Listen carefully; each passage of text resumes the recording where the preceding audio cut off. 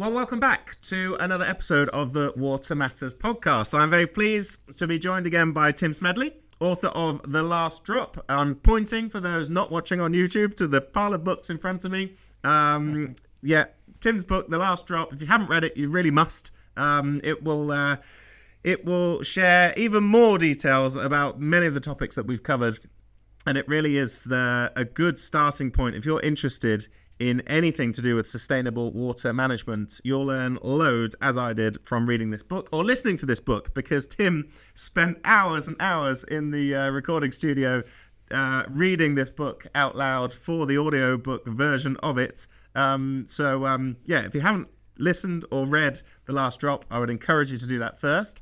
Tim, how are you, first of all? Yeah, I'm very good. Thanks, Matt. Nice to be back. Good. In fact, it's Happy New Year to each of us. We haven't seen each other since December. Absolutely. It seems to fly past already. When's this going out? This one will be shared in a couple of weeks' time. So it will be February already. Yes, that's mad. And it just seems that we've had this charity fundraising challenge, which we did all of last week, travelling from Glasgow to Banbury started on foot, then cycled most of the way, and then ended on foot in the end.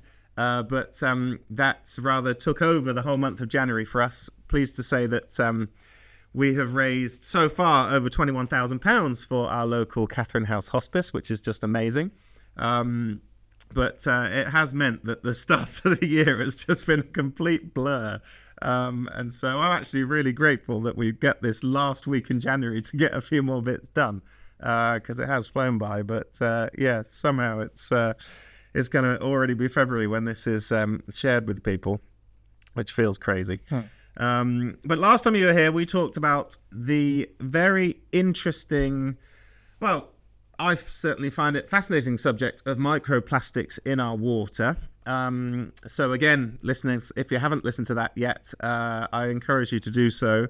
That was episode 5 of the Water Matters podcast. So I think microplastics, certainly from the conversations I've had with people, some people know or think they know lots about it and they want to talk about it. Others have heard the word, but don't really know anything about it, and definitely I was in that camp, and so just kind of yes, right, and move on immediately and try to change the conversation. But it's a fascinating subject that is definitely not going away. So I think that listen to that or watch that episode of the Water Matters podcast to learn more about it, because actually it is something, as we talked about at the time, that people should know more about. Yeah, definitely. And I think I scared a few people with some of the stats. The one stat that people always kind of quote back to me when I tell them is that, we're ingesting a credit card worth of plastic every week from the microplastics in our water, in our food, in our air. So it definitely got my attention, yes. Yeah, that's the reason we need to reduce microplastics. Yes. But this week, and I don't want to steal your thunder in announcing it, but we're going to move away from the doom and gloom issues we've been talking about, although they're hard to fully remove when talking about the water crisis. But we're going to look at kind of some more tech solutions and some more innovations that are coming through, aren't we? Absolutely, we are. Absolutely. I think that any time, and I definitely noticed it during the microplastics episode, any time that we can get a reaction from Luke, our videographer, who is always sat here helping make sure we film this, record this, do this properly so that we can share it with you all. I always feel like we've hit on something interesting when I notice that it appears in my peripheral vision suddenly. I mean, it looks like he suddenly wakes up. He's awake anyway, but when you mentioned about the credit card's worth of plastic during that episode, I absolutely saw him sort of sit bolt upright in his chair and listen more intently as he realized that this is something that we should know about. And so hopefully, as we do touch on this new topic of tech solutions to the water crisis, we can equally get his attention today by talking about some of the, as you said, some of the more positive things that I certainly didn't know about before until I read your book, and I think plenty of people won't know about. So, and so many positive things. Like, really, I think to your point, we've covered lots of areas about water management that are not that optimistic, or we've had to face the facts, haven't we? So we have covered a lot of conversations, or had a lot of conversations about the negative parts of water management, both in the UK and globally, which, let's be honest, if that wasn't the situation, we probably wouldn't be talking about it in the first place. We wouldn't have this Water Matters podcast if there wasn't a water sort of crisis. What's the strapline on your book? Solving the world's water crisis. You probably wouldn't have written it if there wasn't. True, if there was no water crisis. So we have to go there. We have to be, we don't have to be doom and gloom or negative, but we have to be realistic, and you've got to see it as it is. And the situation is that some things we do need to change.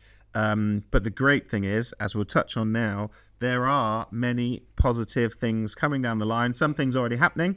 And of course, now more than ever in 2025, you can't sort of spend too long on your phone or your computer without seeing something to do with tech, whether it's AI, whether it's new products, new digital things. Tech is, being sort of proclaimed as the answer to everything. It's not, of course, but it is very helpful. And so it's very appropriate that we devote this episode to the tech solutions that are already out there, helping with the water situation, and also a few things that perhaps you've, from your research for the book, learnt about that aren't so well known, and people could become aware of and do a bit more research in. So that is the topic for today. This is sort of it's definitely linked to an article that you've written for the Water Matters website that will be shared in our fortnightly email newsletter as well. Unless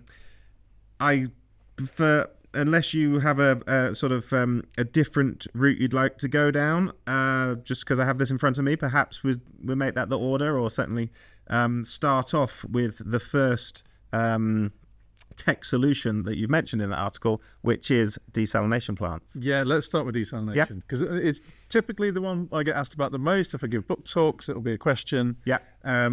Because I think there's a general feeling amongst the general public, and probably me before I wrote my book, that we've got all this ocean out there. 70% of the world's surface is ocean. Desalination exists whereby you take the salt out of ocean water and make it drinkable. Many countries do that. So therefore, a lot of people think, well, we can just do that. It's not that simple. Mm-hmm. So I'm not a big desalination advocate. However, you have to be realistic about it. It's here to stay. It's only growing as a tech solution. Certain countries such as Israel, other countries in the Middle East, UAE, Qatar, produce the majority of drinking water through desalination. Mm-hmm. I think in Qatar it's fully free. It's fully subsidized for citizens. Wow. But it's not a solution for most countries, even ones such as the UK with plenty of coastline. So firstly, you do need coastline. Yeah. So it rules out any landlocked country or landlocked state. Secondly, you need a lot of money and a lot of energy. Yeah. So desalination plants use a process called reverse osmosis, which is essentially like an ultra-fine filter is the best way of thinking about it. But you have to push the water through it. Mm-hmm. And the process of pushing water through it is very energy intensive. It's typically far too much electricity too much electricity for renewable energy to be able to provide it. You need high baseline power source. So you can combine it with hydroelectricity. That's probably the only renewable energy source you could use. But you need a high amount of mains electricity. So you're producing expensive water with a big energy drain to do it. Now, okay, you can tick both boxes. So UAE, Israel, Qatar, parts of Australia, tick both boxes. They can do those things. But even if you have the money, even if you have the energy, and even if you have a government wealthy enough to subsidize that water, because you're very unlikely as a private user to be able to afford desalinated at scale water. Even if you've got all those things, what do you do with the waste? Mm-hmm. So desalination is kind of synonymous to nuclear energy in that It's great on paper. It works. It's proven to work. But your waste builds up and up and up, and there's nothing you can do with it. The waste with desalination is brine, so highly salty water. So if you imagine turning ocean water into fresh water, the obvious waste left over is salt. Mm-hmm. There's nothing really you can do with that much salt. So currently, most large desalination plants just chuck that back out to sea. So there will be a pipe, an incoming pipe, bringing in your ocean water desalinate, and there'll be an outgoing pipe pumping back out the waste brine. The obvious result of that is you increase the salinity of the ocean water, you kill off a lot of sea life. Even if you might be a kind of a MAGA supporter who doesn't care about sea life, people come first. Even if that's the case, you're making that ocean water saltier and saltier and saltier, which is more and more expensive to desalinate. Yeah. So you're creating a growing problem over time. Now, obviously, it's hard to think of the ocean as it's so huge. How can it possibly have that issue? Obviously, it's easy to think if you look coastally, so you start to see coastal waters effectively die out, and we see that in the Gulf. But also, interestingly, in the Gulf around UAE and Saudi Arabia, where these huge, the world's largest desalination plants are, parts of that ocean, that sea, are now 25% saltier than they used to be. That's having an impact already on sea life. In fact, I don't have it in the blog, but an image that stayed with me is an interview about that particular issue, the increased salinity of the Gulf because of desalination.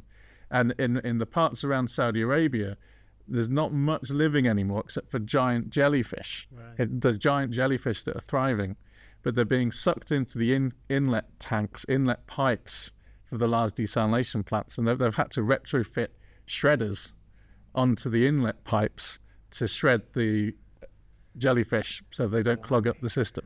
Right. Wow. So, desalination is not all a of a utopian image. Yeah. It's kind of the opposite. Water doesn't feel you're not so keen to drink that water anymore. No, not really. Wow. Yeah, that might be our credit card moment. Luke is pointing faces. Yeah, indeed. Shredded jellyfish. But desalination is here to stay. It is growing. But my point is, and it kind of always will be, it's not going to create the future we want, because you have to accept expensive water and dying out of marine life around those coasts. And it's certainly not sustainable in the way that in that sort of closed loop sort of. It's not it can't last forever, can it? It's as an emergency backup, which I believe is why there is one close near London. We have them, don't we? There was one. Yeah, the Thames Water built a desalination plant back in 2012, but it's never been turned on. Right. Because it's a backup system. Yeah. Hugely expensive. Hundreds of millions of pounds, but it's the emergency only one. Mm-hmm. But I mean, there have been arguably water emergencies since then. Yeah. There have been low flow on Thames Water customers' pipes. There have been droughts, severe droughts.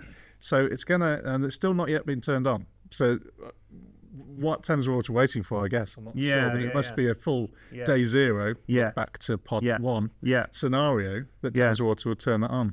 Because they don't want to turn it on, because it would be hugely expensive, both for them and for their end users. Yeah. So for those people that have either read the article on the read the article on the website or received the email newsletter, there's a photo that you took inside a desalination plant. Where was that one? Yeah, so that's in Ghana. Okay. So I went to Ghana and went to Accra, the capital of Ghana, which is on the coast, and they do have a desalination plant, and that was built to solve Accra's day zero crisis. So Accra has, on multiple occasions, effectively run out of water. Right.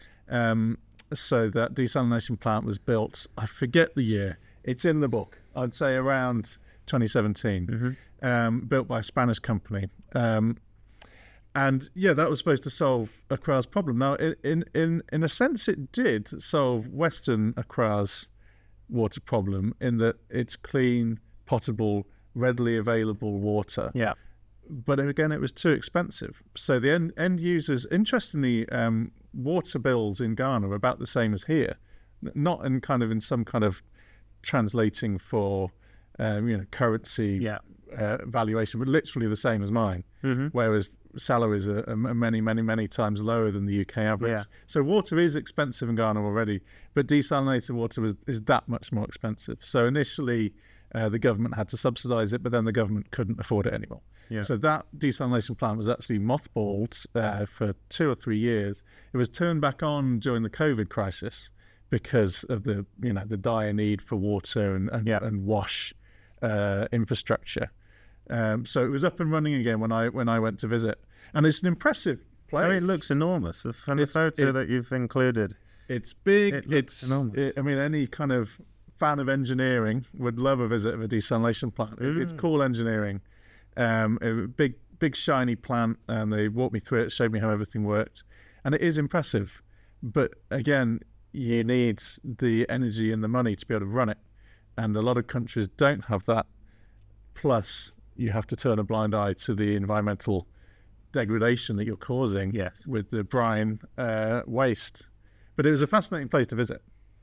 Yeah, absolutely. And I suppose you've then gone on to say that there is perhaps another form that is slightly better, certainly from a cost and energy perspective, which is this one done much deeper within the kind of near the ocean floor. Is that right? Yeah. Well, I'll jump in with that because there's always a desalination 2.0 just around the corner. There have been people that have done it with renewable energy. There've been, I think that was kind of a wind-based scheme.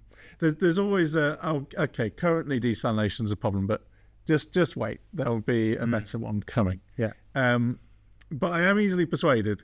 Yeah. I think I'm an optimist at heart, really. So if someone comes up with a cool idea, I'm interested. I do want to learn more about it. Yes. I'm just yet to be convinced by any desalination process. The latest one that I was closest to being convinced by was this one by a Californian Silicon Valley company called Ocean Well.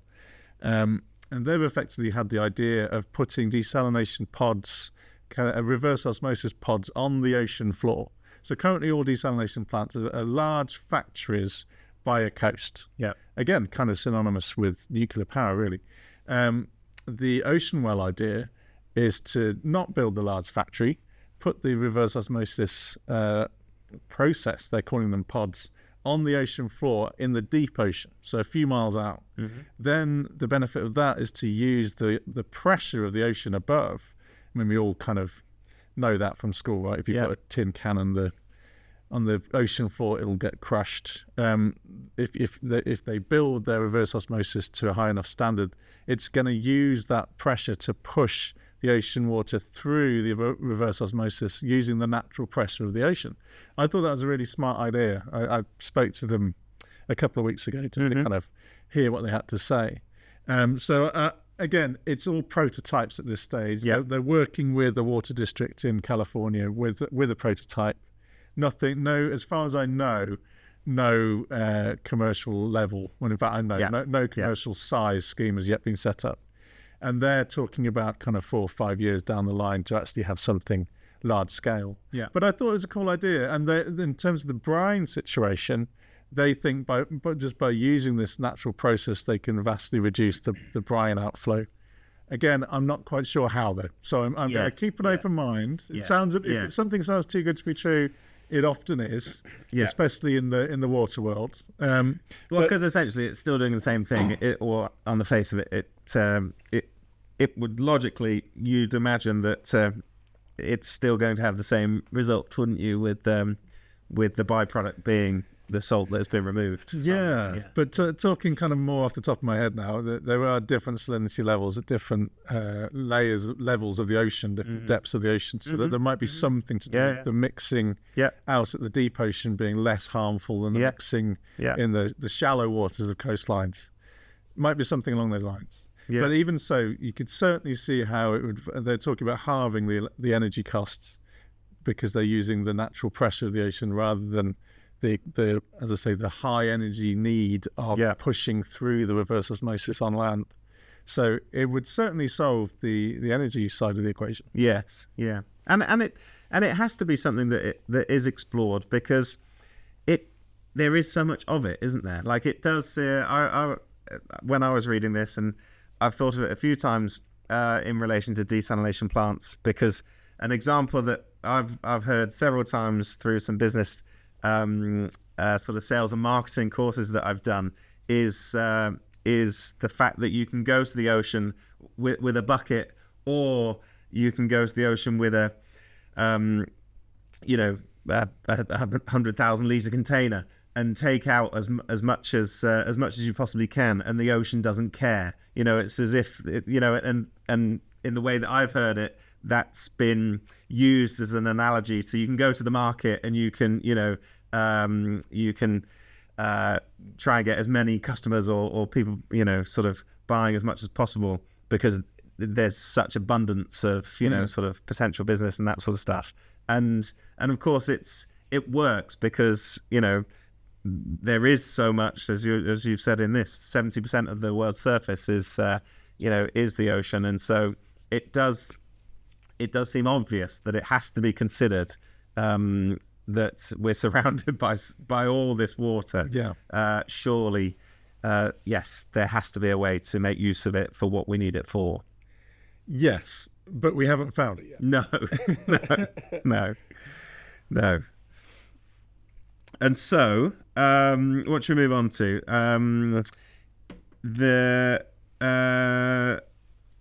The opposite, I suppose, if we move away from the sea into the sky, in terms of these solar PV panels. These look very interesting, and definitely something that I was not aware of at all until your book. Yeah, so in fact, before we even go to solar PV, so we're talking about water from air technology. Mm-hmm. So if anyone's got a dehumidifier in their home, that's a water from air technology. So we can kind of grasp how there is always water in the air.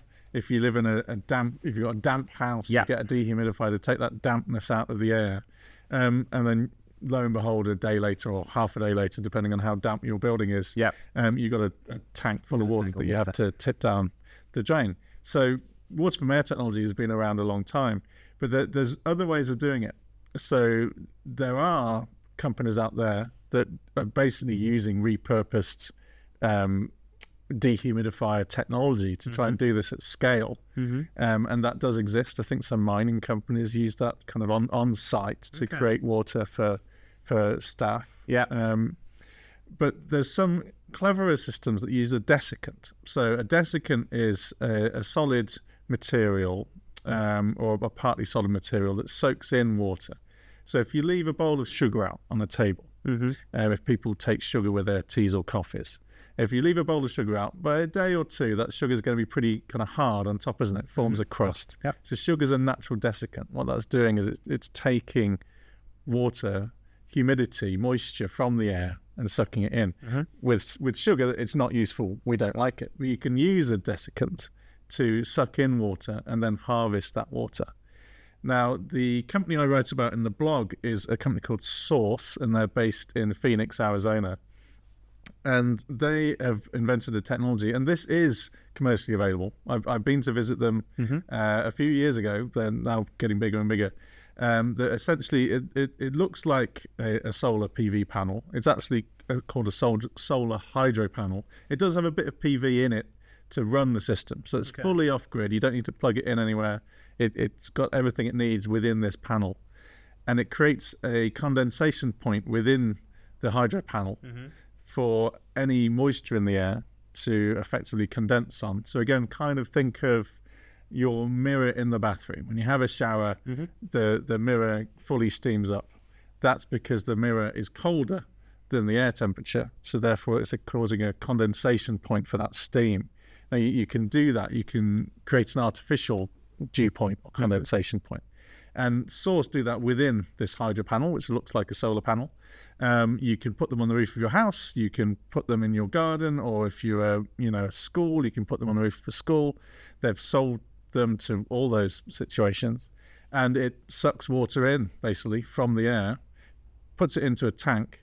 Now, with any dehumidified water, or in fact also with any rainwater, it doesn't have the minerals we need. It's kind of pure water, effectively. So you need to remineralize it. So Source have that within their hydro panel to add the minerals we need back in. I forget exactly what was kind of magnesium and calcium and so on. And yeah, you turn the tap on and you've got water that's kind of magically appeared from the air. Yeah, but because of that, it can be used for drinking water. So yes, so they are purely drinking water, because I think at best these hydro panels produce about 3 litres a day. Mm-hmm. So you're not going to shower in it. Mm-hmm. This is, really precious stuff that you've managed to harvest from nowhere. Yeah. And they're largely targeting, very dry off-grid areas. Yeah. I mean, the ones I went to visit were in Phoenix, Arizona. That's a desert. Yeah. I think they sell a few in Australia to ranchers, but then also schools in the Middle East and Africa.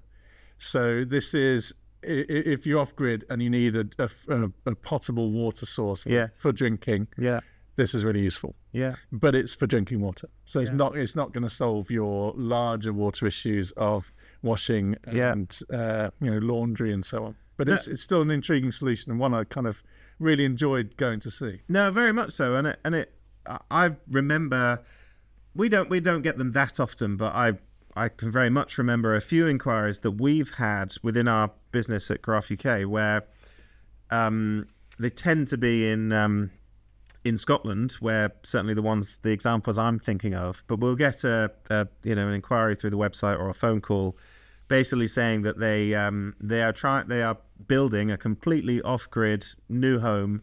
They don't have a water supply. They don't have a power supply.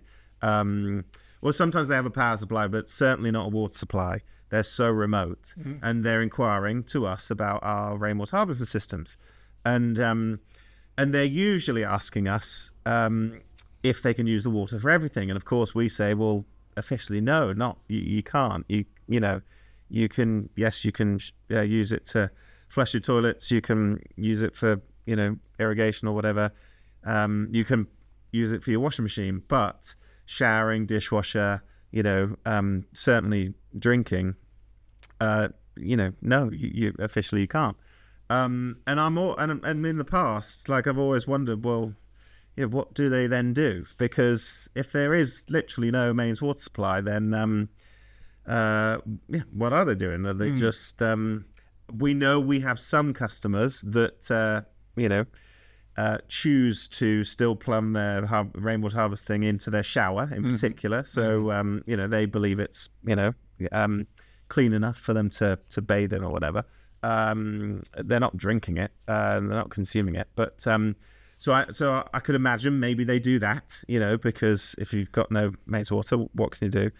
But this is the exact sort of product that I can see, presumably, unless it's not sunny enough in Scotland, I don't know, but this would be an ideal solution for alongside that completely remote house with no mains water supply, that they could at least then generate their own drinking water on a daily basis. Yeah, right? I think so. Yeah, and they've worked with some indigenous communities in North America as well. I think the Navajo Nation is the closest to them that they've worked with. Again, kind of off-grid communities, typically in dry areas. This gives them a clean, reliable water source. Yeah. With your example in Scotland, I would guess that what they're doing is doing some research, adding some filtration in, and they probably are using that rainwater. Yes, probably. In plenty of parts of the world, rainwater is seen as a reliable source. I mean, no, you're absolutely right. Communities I visited in Ghana, rainwater was harvested for drinking. Yes. As a more reliable source than the water trucks that came around and would charge a lot of money to fill your water tank up with typically quite dirty water. Very true. India and many rural communities have large tanks within villages called tankers. Yeah. In fact, interestingly, that's where we get the word tank from. It's an Indian invention, Indian creation, a large water tank. And again, that's water stored from the monsoon season that can last communities all the way through to the next monsoon season. Okay. It's not going to be that clean, Yeah. but it's going to be a lot cleaner than some other sources. Yeah. And there's ways of filtering it. Yeah. So I would guess some off-gridders in this country would just be putting in, UV filters. Yeah, absolutely, very true. And there are some products that you can buy to do it through UV or reverse osmosis. Yeah, all that sort of stuff. We mentioned reverse osmosis with desalination. You can get countertop reverse osmosis. Yeah. I tried one out once. I got sent one from a business. It broke in 2 days, but Right.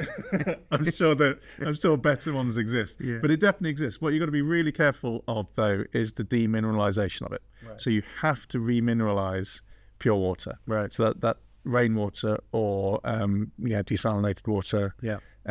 Or this hydro panel water from air technology, you have to remineralize it because it's really not good for us to drink pure water. It essentially leaches the minerals back out of us, so you shouldn't cook with it either. So if you boiled your vegetables in pure water, all the minerals would go out into that water and would be taken out of your vegetables. So I would guess that a lot of off-gridders are using rainwater. Yes. Again, another example has just come to mind. Hawaii, most Hawaiians would drink harvested rainwater. But you just got to remineralize it. Yeah. And we probably should say legally, don't do it. Yeah.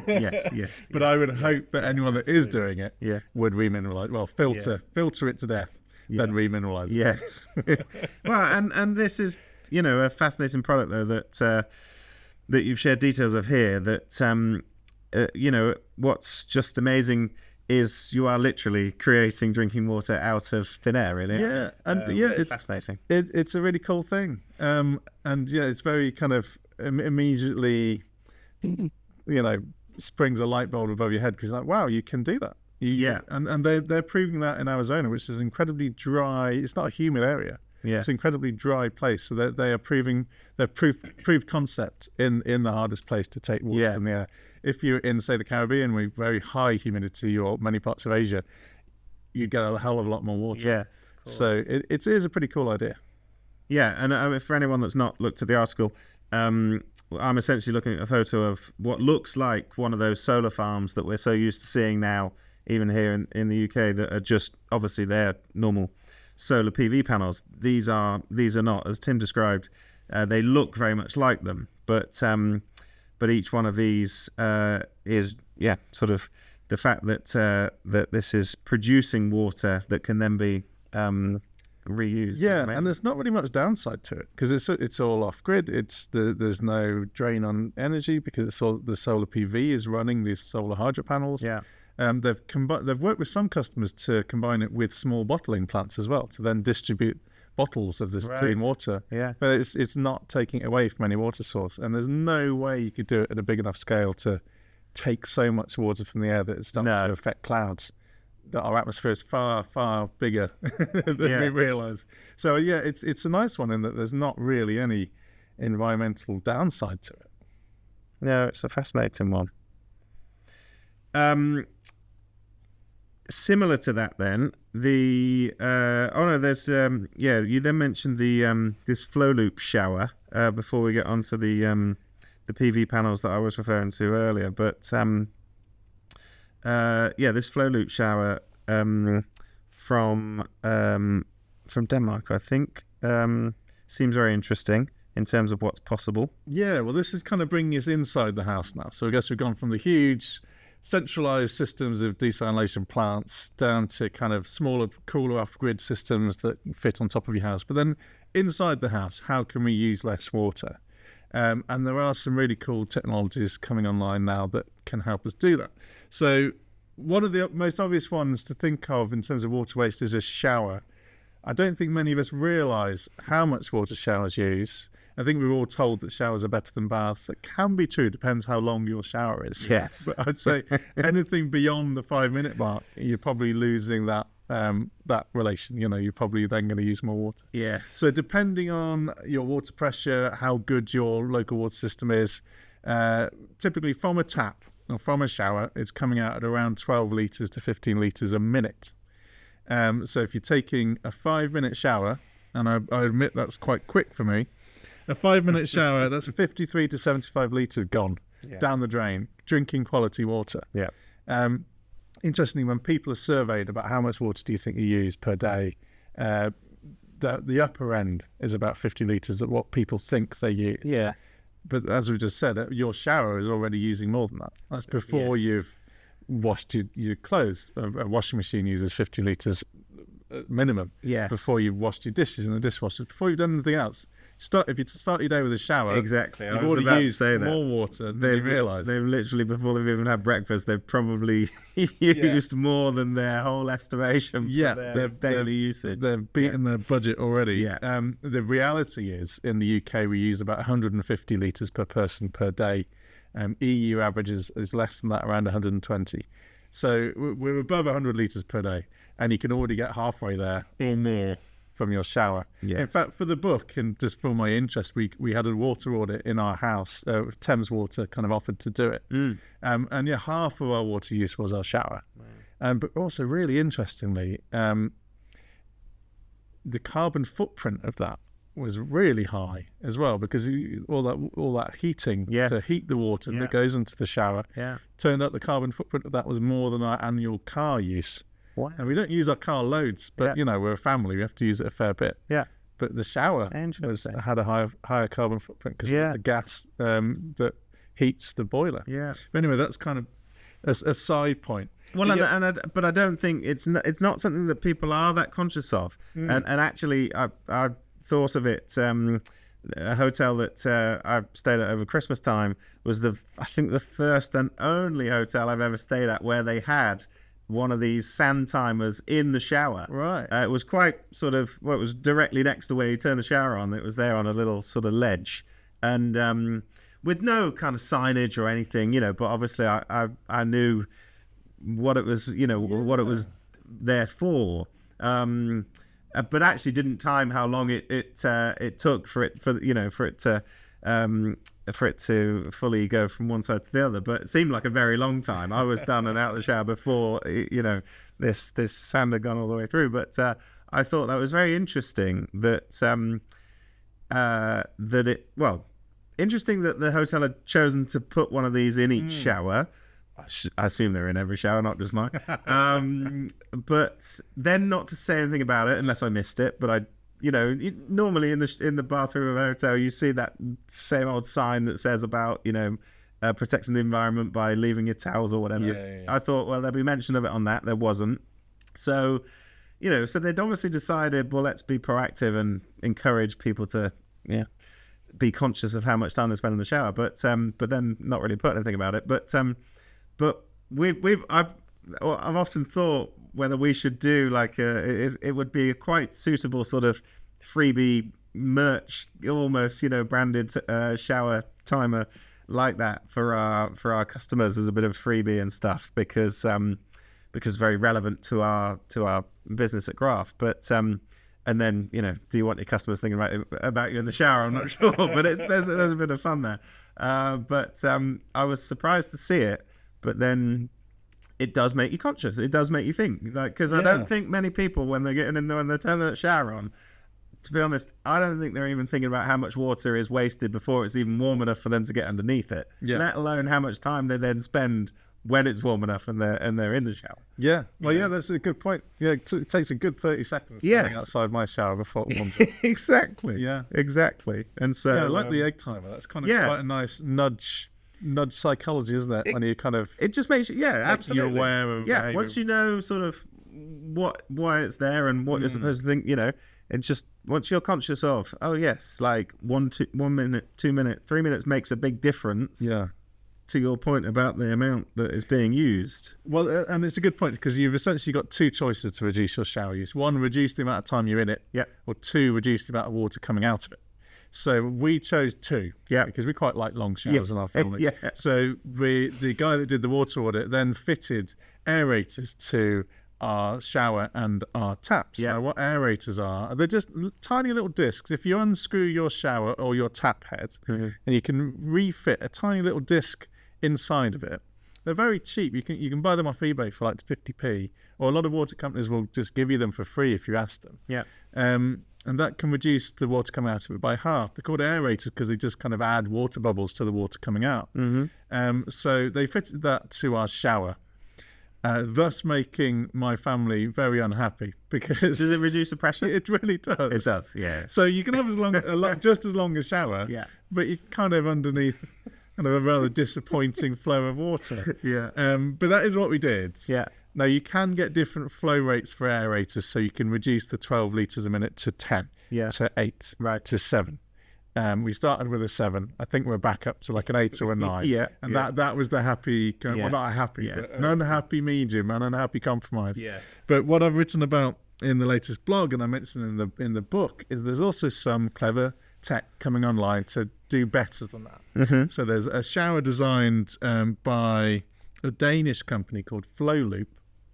And IKEA were partnering with them for a time. I don't know what the latest is, but IKEA was certainly interested in mass producing this. And what Flowloop does is essentially recycles your shower water.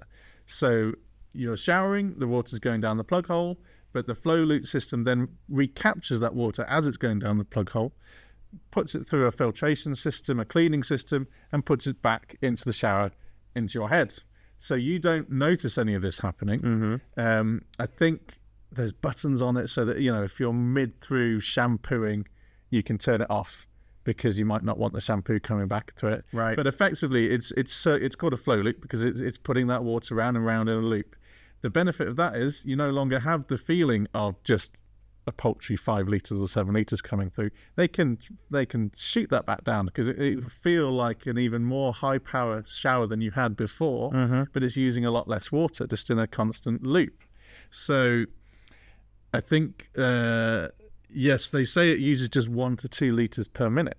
So now your 5-minute shower that could have been 53 to 75 litres is now using just 10 litres of water.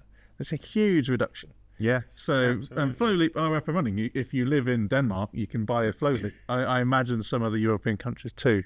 I don't think you can yet commercially get them in the UK. I'm not sure. And I don't know how much they are. But that is up and running and makes a lot of sense. I'd imagine it's probably going to be more popular in markets where water costs more. Yeah. So currently, as you say, I don't think people think about water, and that's kind of the point of this podcast. And a point that we raise a lot is that people in the UK certainly don't think about water very much, because it's their smallest utility bill. That is changing, though. I mean, we know that 25% increases in water bills are coming. It is, and I think we're. So I was talking to a friend just before Christmas who had only recently, after I think certainly over a year of living in a house they moved into 1 or 2 years ago, had only just realised how much they were actually paying for their water. They don't have a water meter, and they were paying £89 per month, and they were like, didn't realise at all. They suddenly got their attention, and don't, they don't even feel like they use a lot of water. Certainly not compared with one of their neighbouring properties that has got this immaculate garden and uses a lot of water in their outside. But I'm going to follow up with him because they are getting a water meter fitted. And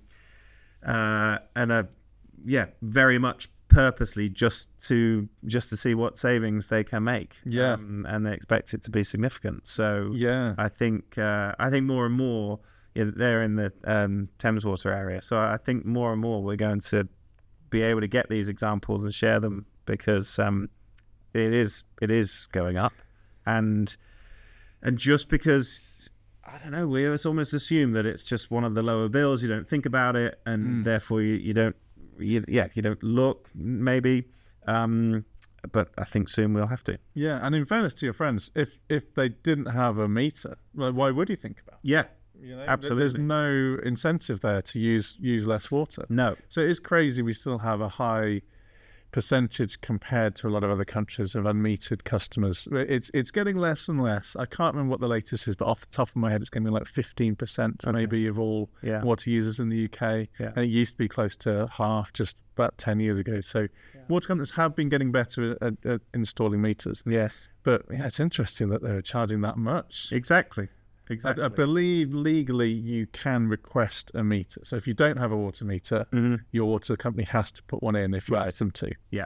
But obviously some people don't, before water was starting to increase slightly in price, it wasn't necessarily in people's interest to request that. No. But if you feel you're a low water user, it's probably going to be your interest to get a meter installed. And then you can start to find out. Yes. You can start to find out how much water you're using. Exactly. Or you might start to find out you got a leak in the house. Yes. Yeah, also true. Very much. But I think it was just I found the conversation very interesting because all of a sudden, and I don't know what that tipping point is from a cost perspective. Well, obviously it will vary from person to person, but the fact that this, suddenly noticed that this charge of,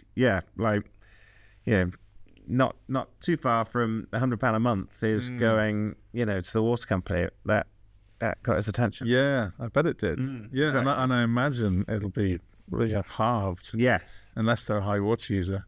It should be half that, really, at least. But then with the flow loop shower, it raises the kind of intriguing question. Well, if you can do that with the shower, can you do that with other utilities in your house? Can you do it with the whole house? And the answer to that is yes. So there is a Dutch company called Hydroloop. Clearly the loop is a big part of the selling point of these things, that's created a similar recycling system, but for the entire house. So your grey water, which is coming out of your dishwasher, your sinks, your shower, if you don't already have a flow loop installed. Yes. But not black water, which is from your toilet and so on. So grey water is going out of your house if it's presumably replumbed to an extent by Hydroloop. I don't know exactly how. They are selling it as a retrofit system, so it's not just for new builds. I imagine it'll be easier for new builds, but you can add it retrofitted to your house. It's taking the water as it's going out of your house, and again, filtering in it, probably UV filtering it, and then putting it back into your system, so you can reuse it for your washing machine, I presume. Yeah. Now they have again been up and running for a few years, so these are commercially available in Europe. And I quoted one customer who lives in Belgium who claims that his household water use is now just 13 litres per person per day, 13, which is amazing. Now, Belgium's interesting in Flanders because there's also a mandatory requirement for new build houses to have a rainwater harvesting tank. So I imagine David Mertens from Belgium was probably using a lot less than us anyway. Yes. But even so, like an EU average of 120 litres per day, the ability to be able to get that down to 13 litres. And this is a guy with 2 children. Yeah. So it really shows what's possible. Again, I don't know the cost of the system. Yeah. I think we were talking earlier, there's not a clear cost on the website. No. It probably depends. I imagine it will come with some kind of fitting cost that depends on the house and so on. But it really shows the technology is there. Yes. We can reuse and recycle water more than we do, and there are commercially available retrofit systems. I mean, the Hydroloop, we have a picture of it in the blog. It kind of looks like a fridge freezer, doesn't it? Yeah, it does. It's kind of the size of a fridge freezer. Yeah. You could have it in a utility room. Exactly. You could easily have it in a garage. Yeah. And it's doing the job for you and reducing water use by a considerable amount. Well, and I think the best thing about that is, like we just talked about a moment ago, we do all. I think it. I can't see it. Well, maybe.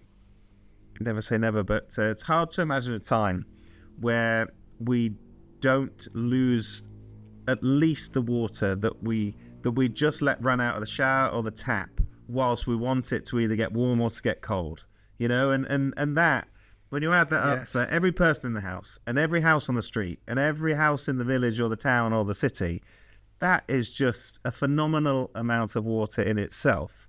And the great thing about these kind of systems is that is just being reused over and over and over again, because there's nothing wrong with that water. You simply let it go down the drain because it wasn't at the temperature that you wanted. And also your point makes it clear quite how diluted this is. So we're thinking of grey water as, okay, it's full of all the shampoo, it's full of all the detergent from the washing machine and so on.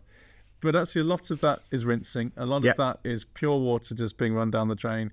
We all know we shouldn't leave the tap running when we brush our teeth, but plenty of people do. Absolutely. There is a lot of just pure water that hasn't had a use going down the drain. Yeah. So it's quite diluted grey water. It is, and especially, I think, I'm sure I'm not alone here in that, the pandemic saw all of us washing our hands so much more, and I'm pretty sure that the majority of people are just leaving the tap running when they wash their hands. It's not like they're filling the basin and then sort of minimizing the amount of water that they're using. So again, you're probably still washing your hands more often than you were pre-2020 because we were all just being conditioned to do that.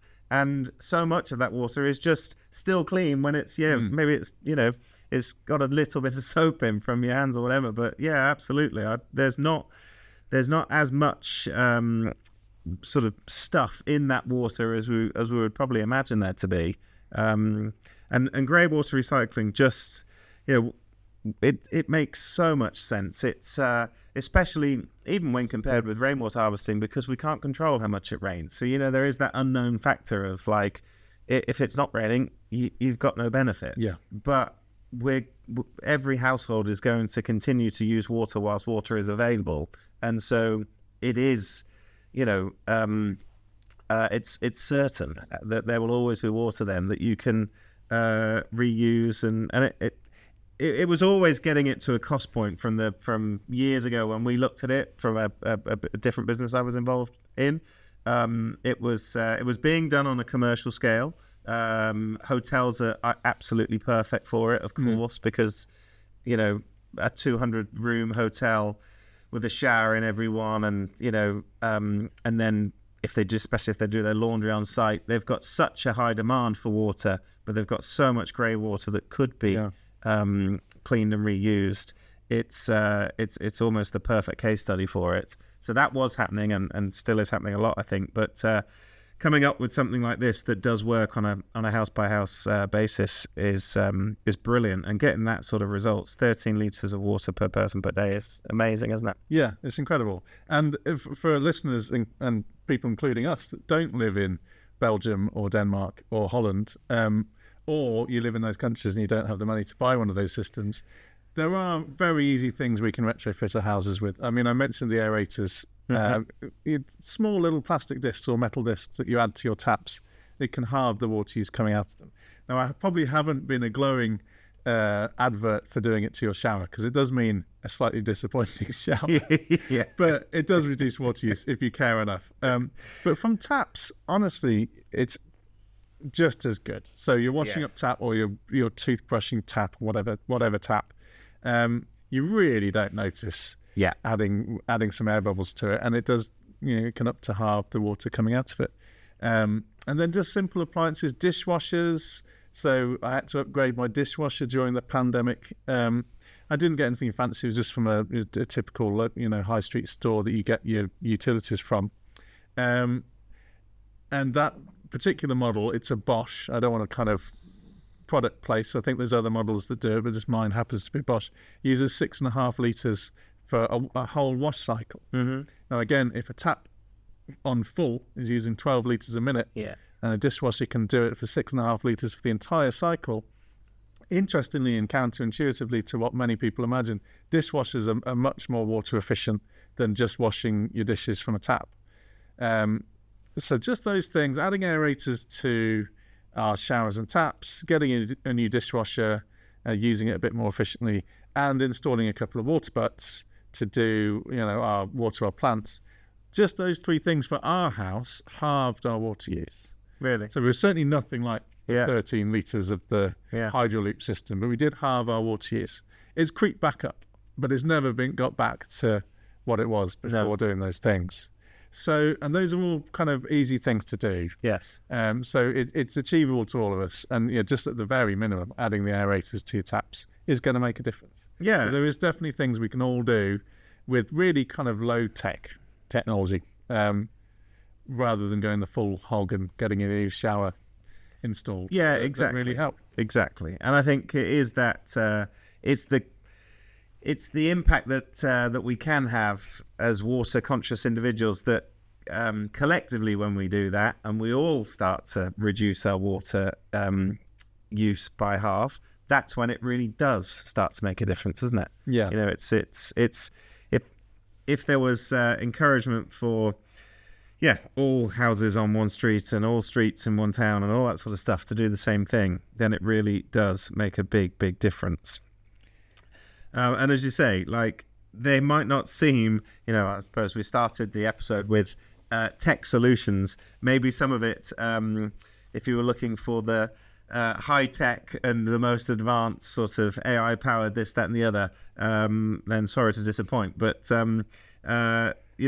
this is still, it might seem like very simple tech, but it is stuff that is making a difference. And perhaps, I think, surely is unknown by so many people. Otherwise, people would be, more people would be doing it, wouldn't they? So, anything final to add? The one last bit that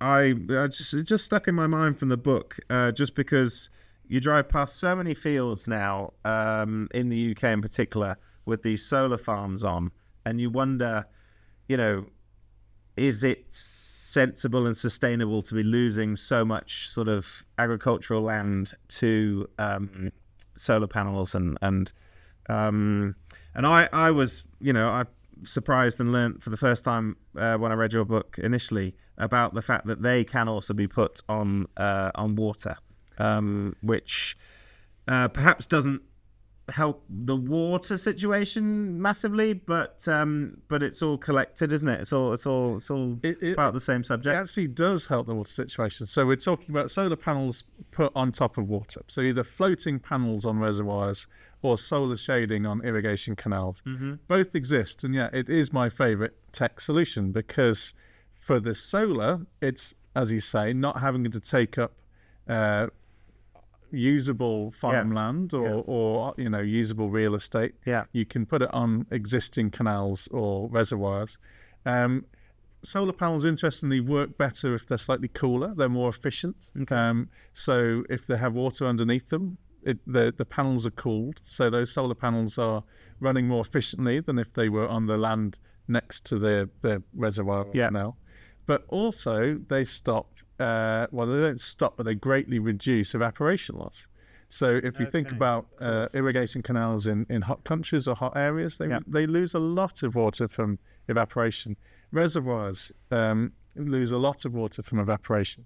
Lake Mead, the largest reservoir in America, loses a cubic kilometre of water a year from evaporation. Wow, okay. A cubic kilometre is exactly what it sounds like. Yeah. You can picture a cubic kilometre. Yeah. Tower above your town or city, wherever you live. They lose that in evaporation. Now, floating solar on reservoirs has been found to greatly reduce that evaporation loss. So you've got a potential here of solving two crises in one, the energy crisis and the water crisis.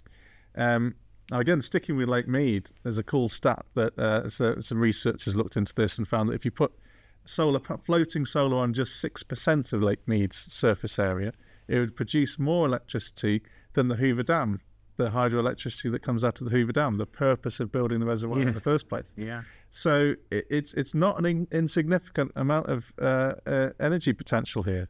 And so some countries are doing it. China, you'd be unsurprised to know, have the world's largest floating solar array on a reservoir near Hunan. That was installed in 2017, so it's been up and around for a while. 166,000 floating solar panels. So if you picture the solar panels you've seen on the roof, 166,000 of them. Wow. So, and combined, they create 40 megawatts of electricity. So it's a really intriguing solution, and I really like the Indian approach to this, which is to use it on irrigation canals. So India has more canals really than reservoirs, losing a lot of water to evaporation. But also land is fairly expensive in India, so the land is already there, it's already in use and already municipally owned. So they do solar shading along the canals. Not to a huge. It's not like every canal in India is solar shaded, but certain sections have been since 2012.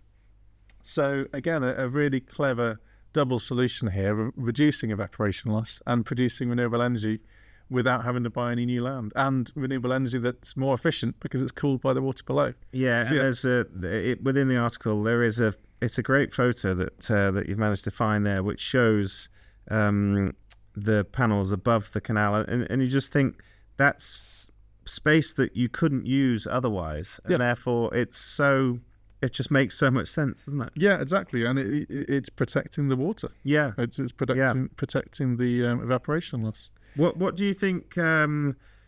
Because it does sound like such a sensible idea, and especially, someone was asking us over Christmas about a new solar farm not too far from here that's in the I think it's open to debate or whatever whether it's going to be allowed to be done or whatever. But why is it not done more, the placing of them on reservoirs and that sort of stuff? And is there something that's preventing it? It's a good question. I think it's the same with a lot of sustainability debates and infrastructure debates, is that builders and developers and planners do what they know. So there's not really a tradition or a market for floating solar or solar shading. And so they stick with just taking over farmland. No, I tend to be just pro renewable energy in any situation. So I think a bit too much is made of taking farmland out of production. Again, kind of getting a bit philosophical, but all farming is harvesting sunlight. Yeah, this is just doing it in a more direct way. And there's very cool ways of growing crops around solar panels. So it doesn't necessarily and not fully losing that space. Yeah, but I definitely think putting it on reservoirs solves all of those issues. Yeah. And so I'd love to start seeing it more. Yeah. In any country. I mean, there's evaporation loss from reservoirs in this country too. It's less extreme than hot countries, but it's still evaporation loss. Yeah. So it's just a real win-win. So I really hope to start seeing more of it, but I do just get the feeling it's not done because it's not done. It's not done. Yeah. Well, and these things, these things change through talking about it, through writing about it, through sharing it. So hopefully it's, it's. I'm sure it will be new to some people listening to this, as it was to me when I read it, and I'm sure it will be new to people when they read about it on the website. But I think the best way of thinking of it is that, so if you think of a hydroelectricity dam, you've dammed a valley in order, it creates a lake, and you create electricity, you generate electricity by the water being pushed through turbines to come out of that dam. If you put floating solar on any of those lakes, I mean, I mentioned the 6% with Lake Mead. Yeah. But if you put floating solar on those artificially created dammed lakes, you'd create more electricity than you would from the hydroelectricity dam. Yes. So I think that's the best way of thinking. Absolutely. Yeah. It just makes perfect sense, doesn't it? Well, there you have it. Good. Several tech solutions to the world's water crisis. Is there anything that we've missed that you'd like to finish up on, or if we covered? I think we've covered the majority, if not all, of what you've shared in this article. Yeah, I think we've got enough for today's blog. Today's pod. But I'm sure that's a topic we can return to, because there's always new tech coming, and we haven't talked about things such as sensors in pipes for leaks. You can get quite cool and AI with that. We haven't covered all tech solutions to water today. No. But we've touched on some really cool ones. You can't do that in 1 hour alone. No, you can't. But hopefully what we have shared has been interesting and helpful to those listening. You can, of course, if you haven't read it already, go to watermatters.life and read Tim's article on the subject, which again will just cover a lot of what we've talked about, but perhaps give you a few more details. And certainly some of those photos are well worth looking at as well. It'll give you a better idea. But that's it for episode 7 of the Water Matters podcast. So thank you very much, Tim, for joining me and sharing another fascinating conversation about water and sustainable water management, and all the things that can be done and are being done, and I'm sure will be done more of to help solve the world's water crisis. We will be back with a new episode in 2 weeks. Until then, there is more to be read on watermatters.life, and please do share the episodes, like, subscribe, and tell more people about it. As we said right from the start, the more people we can get talking about these water matters and just increase and sort of raise the awareness of water in conversations, because it is, as we talked about, the length people take in the shower is just stuff that people don't really think about, and it makes a big difference, the amount of water that is just being wasted. And if we're on a path to a time where we just don't have enough of it, which we surely are, then the sooner we start doing something about it, the better. So thanks for listening. Please do share. Please do like and subscribe the videos or the podcast. And we'll be back to you soon with the next episode of the Water Matters podcast.